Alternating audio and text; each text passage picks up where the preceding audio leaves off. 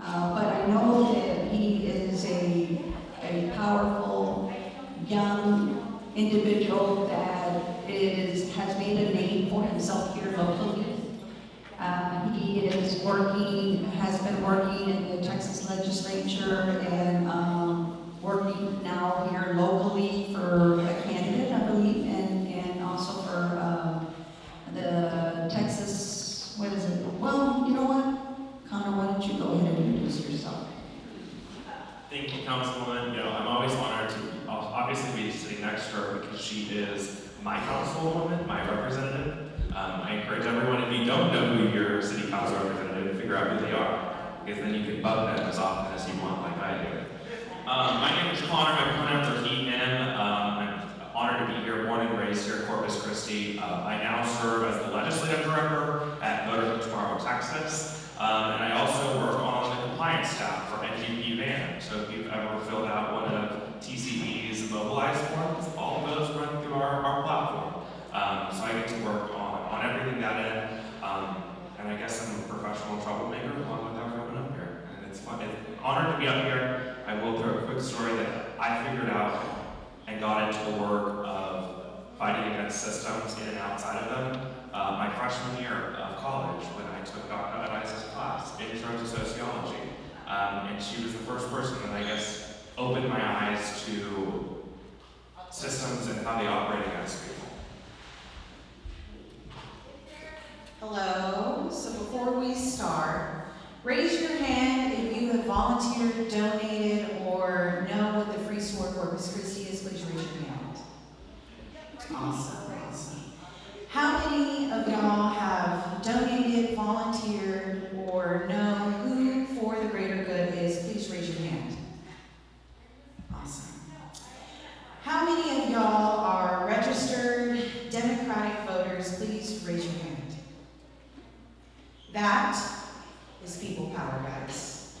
That is what people power is. My name is Marilena Garza, and I'm the CEO and founder of the Free Store Corpus Christi. We are a 501c3 nonprofit that provides precious resources to those that are experiencing extreme poverty, like houselessness, domestic violence, child runaways, people who will not go to the Salvation Army or Good Sam. I'm a staunch advocate for the poor and the marginalized individuals here in Corpus Christi. And since our founding date in 2021, we have helped over 6,500 individuals with resources to keep them from freezing to the sidewalk, putting food in their bellies, and giving toys to kids. I've been doing political work since before I was born. I come from a very political, influential family, and I've been doing this since before I even knew what was going on.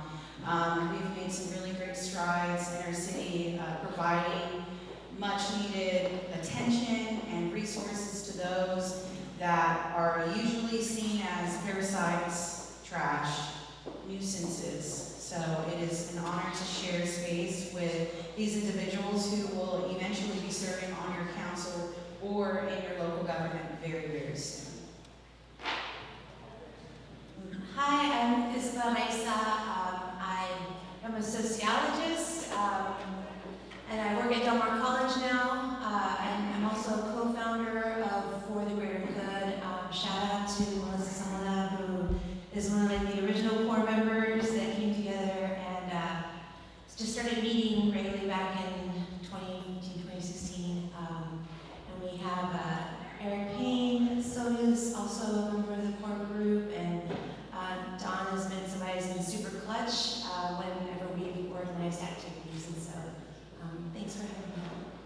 All right, so now we know who the panelists are, and yes, I forgot to mention City Council member, but I am here with For the Greater Good, and I just love that name, so thank you for choosing that. The reason that I guess we were asked to participate, and we have participated in I think all of the People's Assembly, is that it really does come down to local power. And so what we've done is I've asked each panelist if they could spend at least 15 minutes on what they did to bring that local power. So I'm going to go ahead and start with you, Isabel, if that's okay? Okay. Okay, so I don't want to be too teachery, but I did put together a PowerPoint.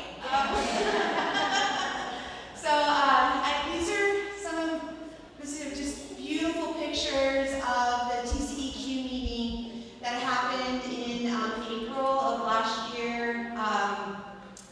So that was just, that like replenished my soul. Then you can go ahead and go to the next slide.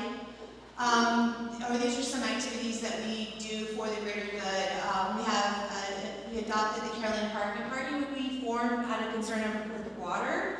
And basically we just wanted to ask our council to make sure that they came up with a plan whenever the city failed at providing fundamental resources. And then it turned into just fighting, or advocating, as Julie would say. Actually, shout out to Julie, the nurse student, because they gave us the space to start our meetings. But fighting is exhausting. And Melissa and Dorothy, actually talked about wanting to adopt a park so that we could create the kind of community that we actually want to see. And so you'll see a sign there for one of our food forest work days. We adopted Carolyn Park, and so we have a work there every first and third Saturday. Right now we're doing it from 4 to 6. And then we have the fall equinox celebration. We get kind of time to come together. We also are really intentional about not having vendors there. We're not selling things. So it's a time for us to come together as a community to acknowledge the transition from one season to another, but also to just be in community. And then I think the buck tasting's really great. So we started doing floats. This is going to be our 3rd year having a float, and we're planning on building on what we've done before. That's our first float with materials that were just kind of out and about, and those treasure chests right there are Eric's doing, and it was holy cow. We had this incredible artist in our group, and then he and his wife actually helped us with our mural, and we're going to build on that because our hope is to actually have more people participating in the Bug Days event. So we'll more about that later.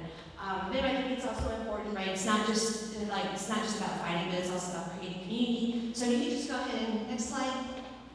This is where I think is where it's important for us in terms of wanting to change things and challenging the status quo for the better. And I'm the sociology hat, social problems hat. There are problems and issues, right? And so there are objective problems and issues and threats that we face in our community. But if people don't see them, or they don't think it's a problem, then it's really hard to mobilize around that. So there's the objective facts that can demonstrate that there's a threat or there's harm that's being done. But what we need to do is attack the subjective and actually show people and communicate to people that there's this issue, right? Or a threat or a problem. And so, our thing, I think, when people do know for the greater good, they associate us with our battle in terms of advocating, fighting for water and the environment. But that's really, for us, a symptom of this larger problem, right? Which is, on some level, it's capitalism, but it's government not working for us. Because that's one of the things, too, I think, personally, the power of government is that it's supposed to be for the people, right, by the people, and we have control over it if we exercise it, right? Right now, it's been co-opted by capitalists, exploiters, colonizers, and so we can have a say-so in the decision making, and government's really powerful in terms of one, the legitimacy of it as an institution, but two, it actually has the expressed power and authority for collective decision-making and for social control. And so if we can appreciate that power and see ourselves as a collective and have a unified, or have a shared ideas about what the problems are, then we can tackle those things at a systemic level, not just at an individualistic And so I wanted to show you a couple of frames in terms of like identifying some power, some problems, right? So one of the problems for us right now is water.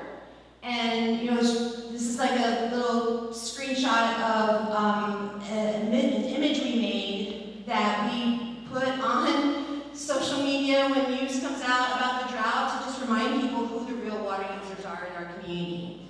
But there's also this alternative like framing that exists in our society, and I've heard so many times today, which is really powerful, right?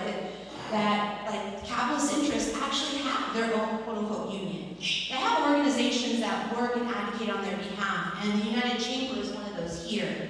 And so here's just from this week, January 23rd, Securing Our Future, Addressing the Post-Events Growing Water Crisis Together. Water is essential to advancing economic development and meeting the needs of businesses and residents. That's the established frame. That is the capitalist frame. And what they're trying to get us to do is see water from their perspective, not from the people's perspective, not from the environment's perspective. And so, next slide. We have a competition of frames. And I think one of the things that we need to recognize is how much success we've had in shaping the discourse. We may have barely missed Jim coming back on the city council. For as flawed as Ledma was, you know, I mean, again, like to think about them they had to roll the dice or whatever, pick the thing, right? We affected the community, but also desal was a #1 topic in the election. And that would not have happened if it wasn't for our people power, right? It wouldn't have happened if we didn't have an effective frame. I heard at the Economic Development's meeting that Billy, who used to be a board commissioner, was like just complaining about us at their meetings. Like, we are rent-free in their brains, right? So what we need to do as a community is we need to see the power in ourselves that they see in us, right? So framing is a super important way of thinking about things. There's a really great book by Charlotte Bryant called Primetime Activism that has influenced kind of like the way that I think about stuff in terms of like mobilizing versus demobilizing frames. We need to help our community see a problem as a collective problem, not as an individual problem. You know, because collective problems require collective or systemic solutions. So we have to have a clear definition of the problem. Like, what is it? Right? And then when we have a clear and concise definition of the problem, what helps us in terms of shifting and developing power is also that the definition of the problem will also create, like, who are the actors, help us see who the actors are in the creation of the problem. So there is this kind of us versus them or thing that happens with collective problems. The federal government uses that with war. Right? And so, you know, we have strategically, we need to do that too. Like, what is the collective problem? And then who are those actors? And it is an us versus them. And so the question is, well, like, who is the them and who is the us? And I think for us, what's really important is for us to see our community and as part of us. And I know it's really hard, especially right now, post-2024 election, but just in general speaking, because like the bigger a social group is, the more segmentation there is. That's just a natural part of being organized, being a collective. So conflict is normal, segmentation is normal. The challenge for us is to have an inclusive us. And I know it's hard when there are people who like don't want some of us to exist. Right? But I think that's also part of like this kind of scarcity mindset. But having an us versus them, like what's the enemy? That allows us to kind of have a focus, but also we can think about things in a systemic way, you know, because then we can address like what's at the root of that enemy's existence, right? And so super important. I wanted to say something really quick. This is real, and the drought exemption, we have this projector that throws images up on buildings, and so that's not Photoshop. That's us going around the community and catching those on buildings not too long ago, but thinking about the water crisis, like where's the water crisis, and if we think about those big water consumers, they're exempt from like drought restrictions, right? So that's a really clear solution, right? And industry using so much water, like industry's our problem right now. And then I wanted to like really quick one. This actually is something that you created for us on the other side. Lead Lord. City council is bought and paid for by heavy industry. Change my mind. Again, it's like that framing. Right, framing is really powerful, and we can be succinct. And I know it's complicated, but like right now where we're at in our society, it's bumper sticker politics, right? So thinking about how we can present information to people that's rooted in complex reality, but in something that's digestible, we can actually mobilize around that. But we've got to get to that space first. And so memeing is great. Those little projections are good because it forces you to think about like, what message can we send that can capture people's attention, that can start building those connections. Next slide. So how do you get people to act? And I'm just going to kind of say a couple of things about this. Community was thinking about this, like bringing this together, and how did all those people come together? One, community is also like coalition. Again, going back to like the larger the organization, the more segmentation happens, but also to like having deep and meaningful relationships takes time and energy, right? And we have to trust one another.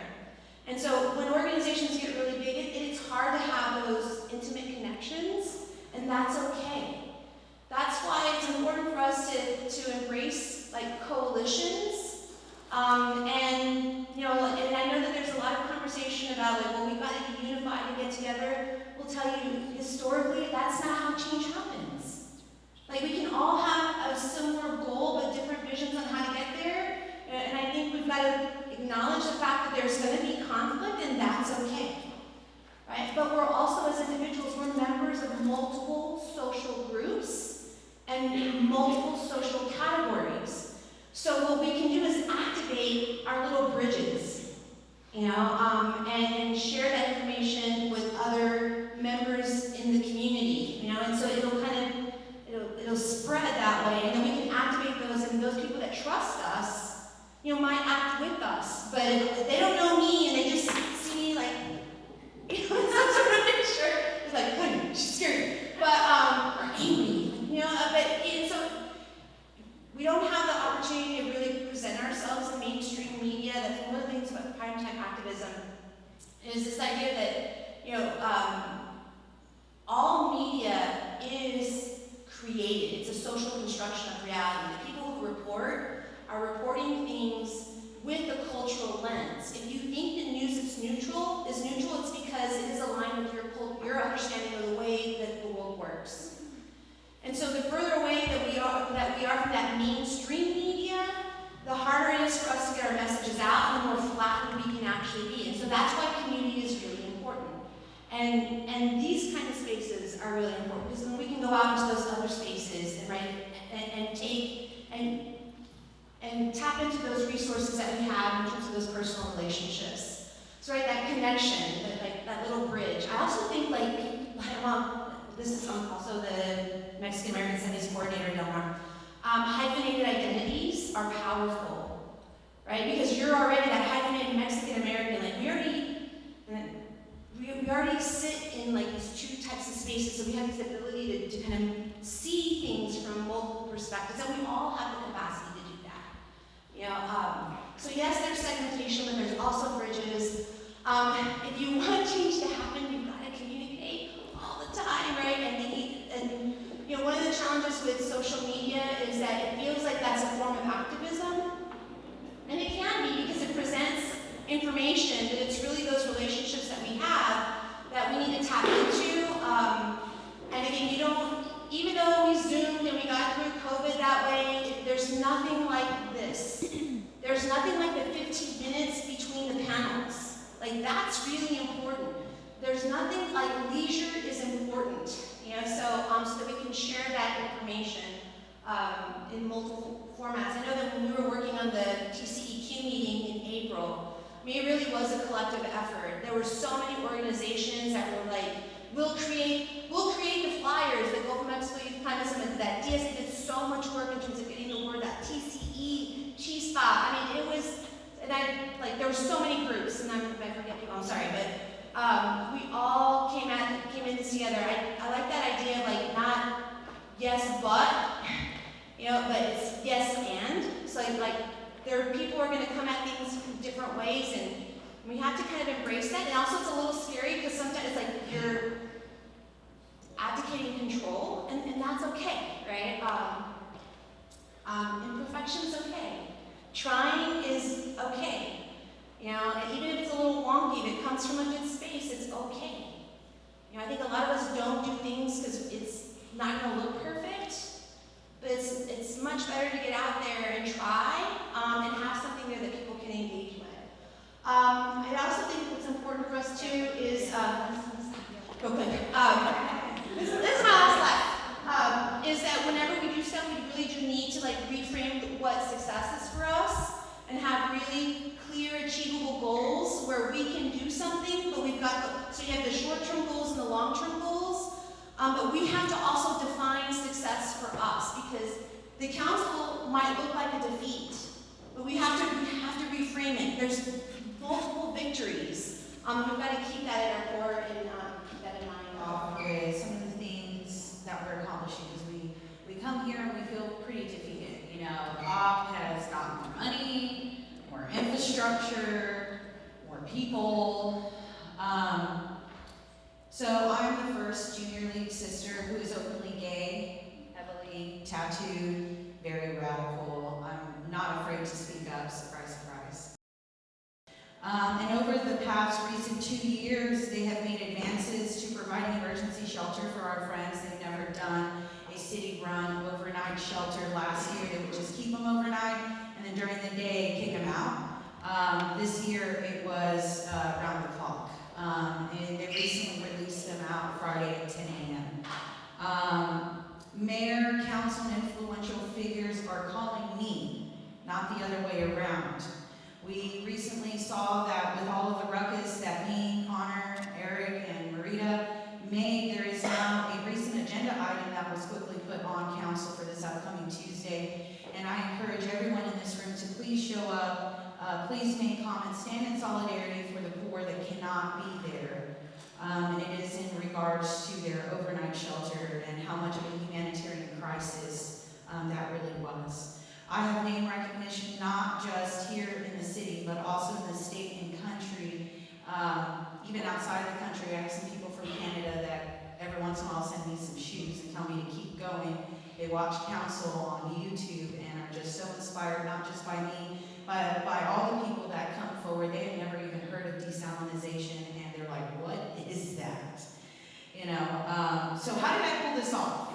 You know, I'm 33 years old, I'm gay, I'm very dark, and I don't know when to shut up.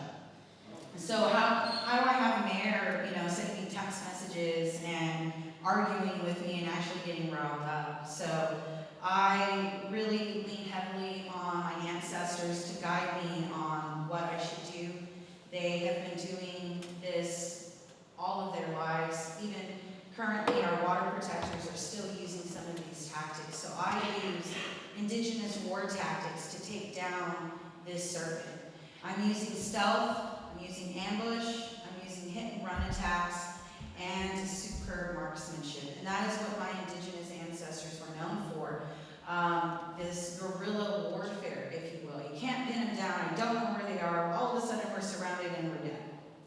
So stealth is hiding in plain sight. I know most of y'all have never seen me in high heels or with makeup or wearing things like this, but this is my ghillie suit. This is my camouflage. I show up wearing my tie-dye and have just ripped up jeans. They're never gonna let me in, and they're never gonna listen to me because, it's just another dirty hippie. Why would I ever listen to this young kid? What do you know, you know? I'm joining organizations like Junior League. If you don't know what Junior League is, if you've ever seen The Help and they're with that scene where the ladies are Junior League would have never allowed me to join their organization. Probably, maybe even 2015, 2018, they probably would have said no. I'm one of the very first. I'm probably one, there's 3 of us that are of color. The rest of us are white, privilege, and Trumpsters. So I get to hear a lot of ignorant things, hearing things like, well, you're one of the good gay ones. You're one of the good ones. And I have to sit there and be like, ooh, don't say anything, don't say anything, don't say anything. So it's stealthing, and not everybody can stealth. Some of us are unable to assimilate because of whatever reason, and it doesn't mean that you cannot be part of this war party. It just means that certain of us will have to go. You know, if I try to show up to a CDF, a Clown Defending Freedom meeting, they would kick me out so fast. They'd be like, get that girl out of there. If I showed up to the homelessness department and there's Jennifer Buxton, let me tell you, she just puts eyes on me and she's like, don't listen to her. Whatever you do, don't listen to her. So those are not situations that I'm going to be able to stealth in, but maybe Isabel can, maybe Sylvia can. So it's tapping the rest of your community to say, we need to get in. The only way that we can get this house of cards to collapse is I need to become one of those cards and take over some of these other cards so I can get this whole thing to crash down on its own. So the next thing is ambushing. So once we get our people in there, we start planning with our outside crew, sharing with what we're learning, what plans should be taken on our approach. You know, this collaboration to kill the snake. You gotta chop that thing up or it's just gonna come back. It takes everyone. We start looking for weak spots to attack, where we should position ourselves and what the next step should be. This is the beginning of start rocking your boat. See which boat you can determine, like, hey, this one and that one, they're going to be the weak links in this chain. This is who we should focus on so we can start the collapse of this organization. So once we're starting to set ourselves up, we've got these people surrounded, they don't even know that we have them surrounded. What do we do next? We're going to start our hit and run attacks. So these are short bursts of intentionally planned attacks. They're small movements with a big impact, and they should not see it coming if we're doing our ambush correctly. We've already talked with our war tribe, and we're like, we're going to go after Sean Flanagan. Okay? We're going to go, and I'm going to go shake him up really bad. So we're going to do like disruptive measures to test the opposition's footing. A good example is if you haven't seen me at the library board meeting, you should. It's fantastic. I love bullying the Nazis. Me just showing up with the work that I've done, me just walking into the room, they start vibrating in their chairs. They're just like, oh, she's going to say something, she's going to say something. And I go up and I discredit them. I get them all riled up in their little prepared speeches that, you know, the Heritage Foundation emailed them. It just goes out the window and they're like, but she said. And that opens up the door for the rest of my activists to speak. And it makes them look silly, and it makes my side of the aisle look like they're sane.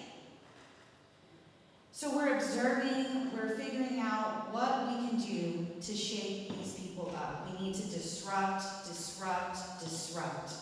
This includes educational campaigns, social media campaigns, public organizing, and empowering others, raising awareness of this is the bad guy.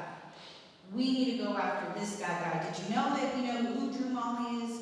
Do you know who Peter Zanoni is? A lot of people are like, is that the mayor? And I'm like, no, that's the city manager. So educating people of the structure of this snake. So once we get this going, we've been hitting and running. Now they're like, I don't even know where to go. Like they're coming from everywhere. When they're distracted like that, that is where the marksmanship comes in, because they're making silly mistakes, and you need to know who is the target.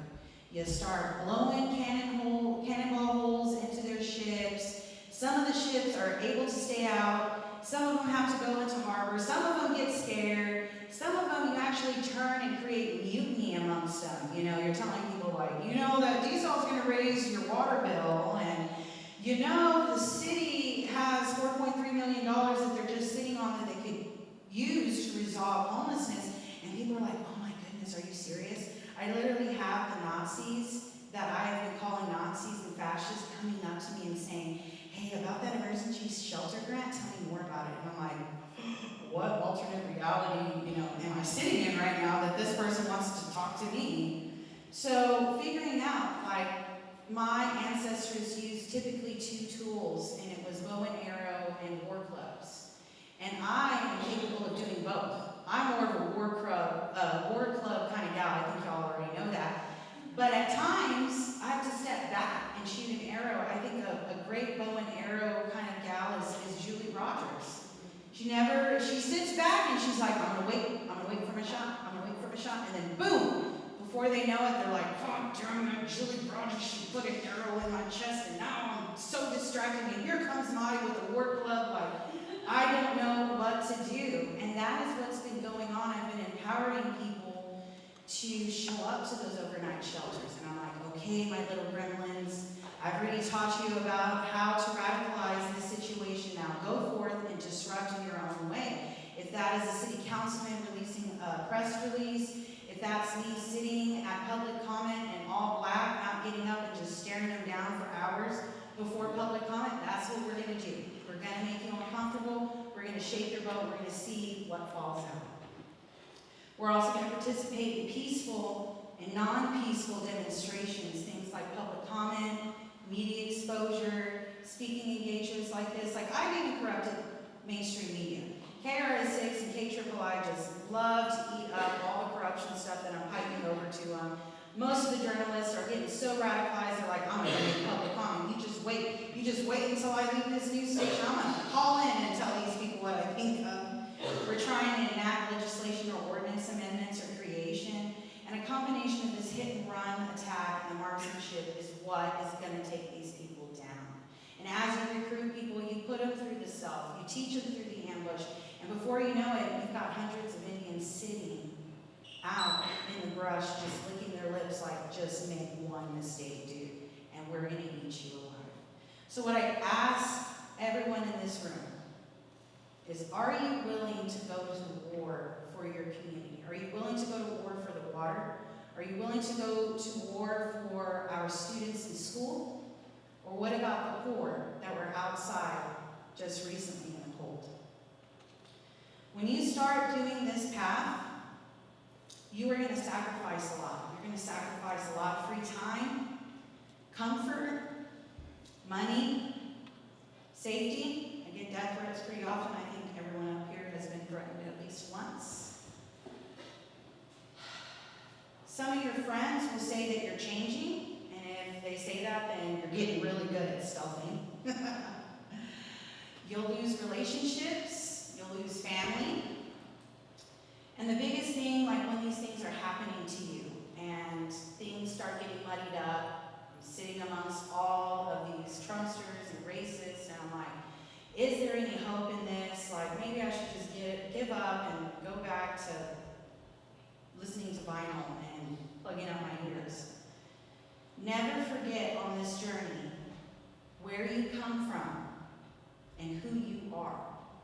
Regardless of what your peers or people that you used to value their opinion of you, do not forget who you are, because when you start going through this process, it's really hard to get dissuaded, to get mixed up, to forget what you're really doing this for.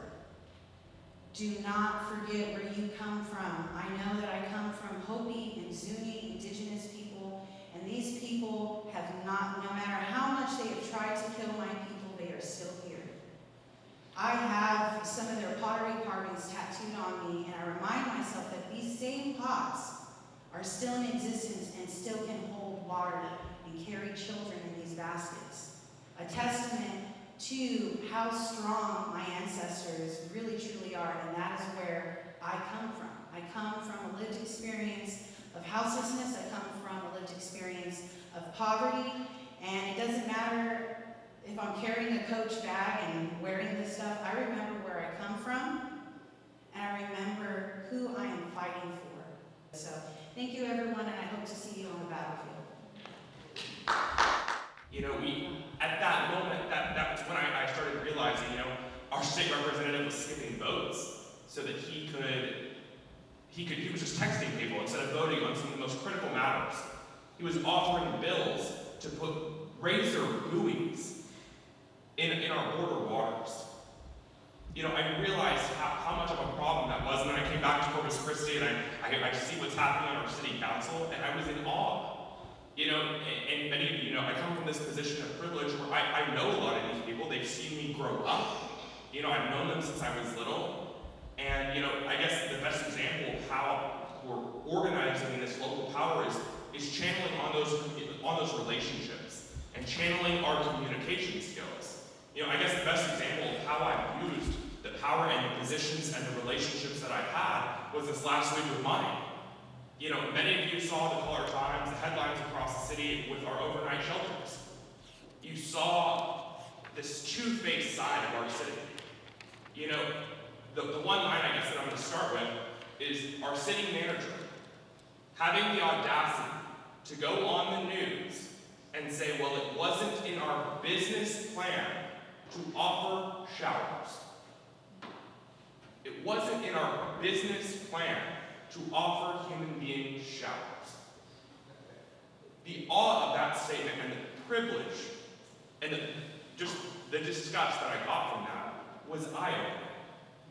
You know, I started writing an op-ed for the Caller Times in regards to what we experienced this week. It's titled, "If Jesus Christ walked into Corpus Christi, how would our city officials treat him?"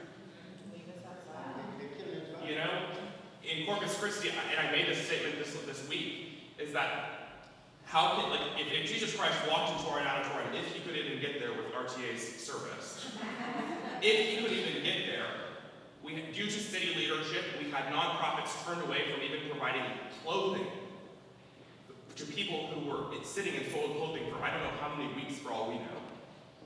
Then they were turned away from having a hot meal. They were turned away from having a shower. And then we had a city manager who notified city council mayor, everything's fine, we're providing showers to the people here. Yet showers were not actually offered until 16 hours later after he told the council that showers were already operational. Due to advanced planning when showers think about this for a moment. If you wanted to shower at the shelter this week, you had to hop on a bus, get bussed miles down the road next to City Hall, shower, and then with your wet hair, get back on an RTA bus and get bussed back across town. Despite us having showers at the natatorium in the first place. You know? There were so many errors, and then our city manager having the audacity to also go on the news and misdirect us on the extensity of this problem. And the reason and the way that this local power and the relationships I tapped into, you can ask Madi or ask Marina. I had 5 calls in the span of maybe 36 hours from the mayor. She's screaming at me, I'm screaming at her about everything that just happened. And if you watch some of the KAAA, I think it's KAAA or Chris 6, they show B-roll where they flash over to us, and I was so furious with her. Because our city leaders are so disconnected from human beings. You know, I was being told by election officials, that's not happening, and I was on the phone saying, I'm standing right here in the shelter. Like, I'm literally right here, you know? They were like, the buses are dropping them off right in front. And I literally sent them a picture because the bus was dropping them off half a mile that way while I was on the phone with them. So it's all about, like, you know, I realize it's all about these relationships and pushing them as far as you can and not being afraid to call them out. You know, I wish he was here, but I also have to give major kudos to John Weber. If y'all know John Weber, our public information guru. You know, John and I, over the last, I guess, 3-ish weeks, we've been working on a project to uncover text messages. Because we've seen and witnessed how our elected officials are conducting city business behind our backs and trying to discredit and hide what they're doing. You know, on January 6th, that night, I went to watch the Book of Mormon at the Selena Auditorium. Magically, my seat happened to be directly behind the city water leader, Drew Mully. And me being the 6'7" person I am, I can't see over your shoulder when you're texting people. And, he was texting a former city council member for hours. And when I filed a public information request, magically, these text messages don't exist. And after I sent the picture that I had taken of my playbill, where you can clearly also see him in the picture texting, magically the next day the legal department finds these text messages. Magically. Okay, and mind you, John and I personally have at least 10 more outstanding public information requests to get to the bottom of this. But the reality is that we've realized is that, I guess it was last night, maybe it was the night before last, Sylvia and I both got this email sent to me with a probably 6-paragraph threatening message from the city attorney to me. Because obviously I tapped a nerve, and on a coordinated effort, all of us are ambushing them from various different ways. Every single one of us up here and everyone in this room, we all have different organizing ways of how we are attempting to dismantle the corruption and the problems happening at City Hall. All of us are striking their nerves in various ways, whether it's them bringing us up in meetings. Dr. Gully is furious at the organizing. I was just at a meeting at an event the other day, and Councilman Gil with Hernandez asking, do these people meet? He was asking if progressive people need to organize against what's happening. But I want to tell you this, is that with everything that we're facing, the coalition is more important now than we've ever had it before. You can ask Dr. Eliza, I'm not always able to attend all the greater good meetings that I would love to. But this last week, as I'm working on our John and I are working on all these public information requests, I reached out to not only Dr. Eliza, I reached out to Autumn and TCE, because I can pull on this coalition to see, are y'all experiencing, are y'all seeing things the same way I am? Are y'all having these same issues? Because that coalition is vital to dismantling what we're seeing happening at City Hall. It truly, truly is. But also holding our elected officials accountable is vital. But when I talk about that coalition, I really want you, I'm going to give an example about this next week, Tuesday at City Council. There's 2 agenda items that were added on. One is they're talking about, they're having a water meeting that council member, the drought contingency is on there as well, finally, thank goodness. But there's an alternative water source meeting that got placed on our council not by the water department, not by the mayor, not by the city manager, but by our council members working together with a coalition. And maybe this isn't completely, but this is how I'm going to state it, is that if you look at our council on a political spectrum, we have the furthest left and the furthest right council member and one right in the middle work together to put this on the agenda. Talking about water, we also had the same 3 council members work together in a coalition to put on the agenda item speaking about what we saw this week with our unhoused community and how these shelter operations. So if we can see for just a glimmer of hope that our council members can work together, it's an equal opportunity for ourselves to work together among all of us. I encourage you to be there this week. I also encourage you, just have to shout out my boss, follow Eric Cantu's Facebook page, because every single week we're posting this week on the dais so you can see exactly what is happening and what's upcoming on our city council for the week. Giving you a heads up, giving you ways of how to connect and reach out to your council members. Because he's one of the first ones who's going to call out and show you what's happening so our public is informed. Same to Councilwoman Sylvia, please.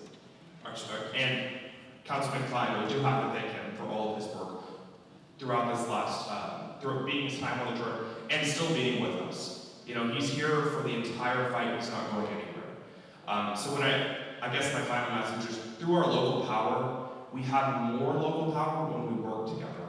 Through all of our coalitions, don't be afraid to reach out to people who you maybe don't speak to for 3 months. We're all in the same fight to dismantle the corruption and dismantle the system that has been operating and it is operating against us. So I encourage you to come to the council meeting on Tuesday, even if you don't speak, just witness what is happening, because I will say that I do have some glimmer of hope for our local government. To see our council members from across the political spectrum working together to get things done and fighting for the people is truly remarkable. Thank you.